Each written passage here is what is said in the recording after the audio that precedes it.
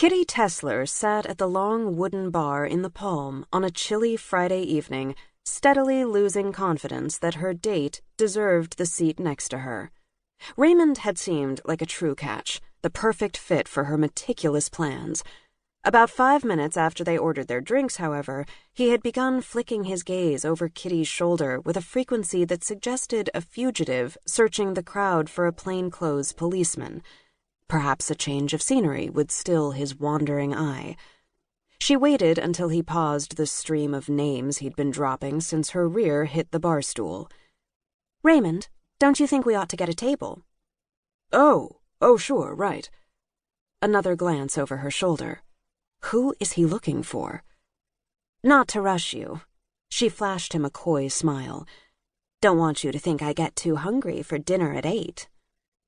His brow furrowed in confusion, and she swallowed a sigh. "Never mind," she said. "Why don't I get our drinks?" "I can't let a lady pay," he said. "It's on my father. He has a tab here." She motioned for the bartender. "What? Nicky Tessler has an open account at the Palm?" Kitty turned her full attention on him. No one she knew would dare to call her father Nicky. "Is that so hard to believe?" "Oh, that's usually based on a certain status. At a place like this, you understand." He sipped his drink, unaware of the approaching storm. "I see. And what kind of status would you say my father has?" "Oh, don't get me wrong. He's done well for himself, but it's not like he runs in my father's circles." "And remind me, where is your father spinning these days?" Raymond straightened his tie. "Well, he's a partner at Dunham & Lowe, for starters." "That's right. Aren't they the ones who bungled that big corruption case that was all over the papers a few months ago?" He squirmed on his bar stool. She pressed on. "That's right.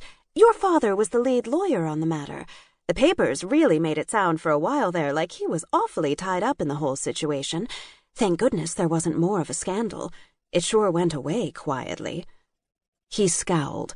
"Hold on just a minute. You don't know the first thing about it."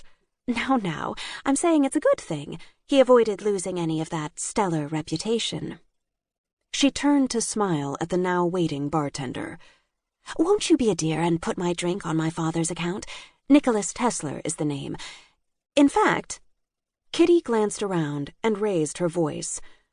"A round of champagne for everyone in the bar. Something French and old." She pointed a manicured finger at Raymond.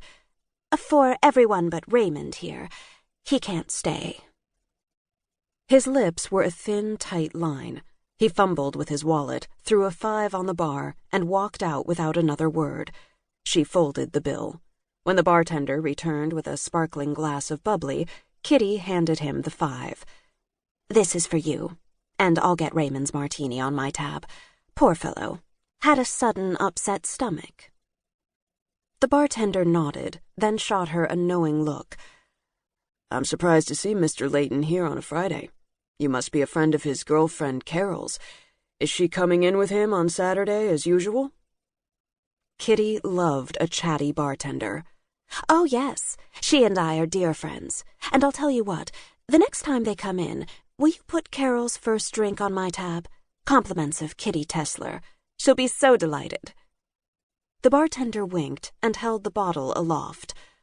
"All right," he said. "This young lady is buying champagne for anyone who wants it."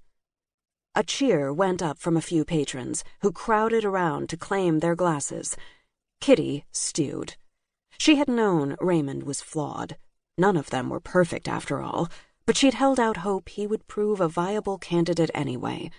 All he had proven was that he was the same as the other men she'd gone out with lately, appropriately wealthy and connected, yet all with some disqualifying factor she couldn't ignore.